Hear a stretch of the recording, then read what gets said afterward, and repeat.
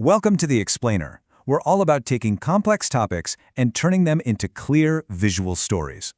So, have you ever wondered about that? How can two places both be incredibly hot but be complete opposites? Well, the answer is what we call their natural region, which is really just a unique blend of climate and life. And today, we're going to take a super fast tour of our planet's key regions, starting at the equator and going all the way to the poles. All right, let's kick things off. Our journey starts right in the middle, at the planet's sweltering, humid center, the equatorial region. So, what's it like here? I want you to imagine a place where the weather basically never changes. In this strip right around the equator, it's always hot. And it is always, always raining. Seriously, don't even think about winter or a dry season. It just doesn't exist. It's basically one long, hot, super wet summer, all year long. And all that constant heat and rain, well, that creates the absolute perfect conditions for these incredible, dense evergreen rainforests. You might also hear them called selvas. Their job is just so critical for the whole planet. I mean, they soak up enormous amounts of carbon dioxide and pump out oxygen, which is exactly how they earn that famous nickname. Okay, so now let's move a little bit away from the equator. As we do, you'll see that constant, year-round downpour starts to disappear, and something new pops up. Distinct seasons. And this slide really shows you the key difference between the two big tropical regions, right? You've got the savanna, which is all about a rhythm. It has a wet season and a dry season. But then you have the tropical desert. It gets all that same heat, but virtually no rain. It really truly all comes down to the water. The savanna is probably a landscape you recognize. You know, these huge, vast grasslands with tall grasses and trees scattered around that drop their leaves when it gets dry. All that grass, I mean, it's a buffet. It's perfect for massive herds of grazing animals, and for humans, it's become known as natural cattle country because, well, it's fantastic for ranching. Get this, 25 centimeters. That is less than a single ruler's length of rain for the entire year.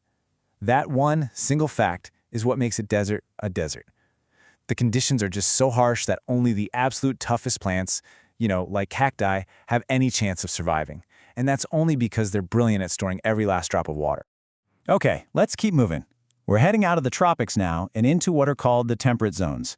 For a lot of us, this is going to feel a lot more like home. This is the part of the world defined by 4 distinct seasons.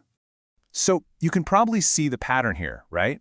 As we get further and further away from the equator, as our latitude increases, the climate gets less and less constant. It becomes more seasonal.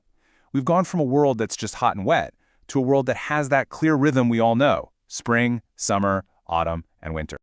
Now, one of the most interesting temperate climates is the Mediterranean. It kind of flips the script on what you'd expect. The summers are hot and super dry, but the winters are mild, and that's when all the rain comes.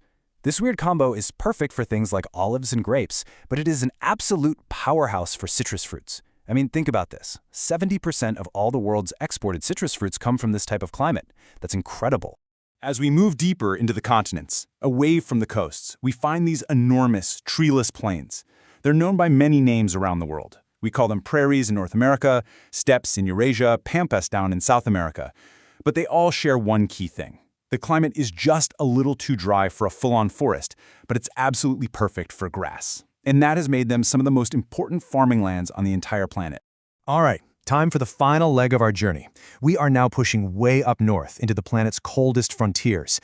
Here, it's all about one thing: surviving long, brutal winters.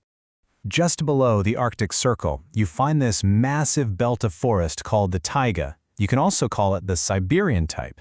Now, this is no rainforest. You can think of it more like a cold forest. It's defined by those long, really severe winters, and it's full of coniferous trees, pine, fir, spruce. Their pointy, needle-like leaves are actually a brilliant adaptation for just letting heavy snow slide right off. And if we push even further north, we eventually leave the forest behind completely, and we enter the tundra. The name actually tells you everything you need to know. It comes from a Russian word that means flat, treeless plain.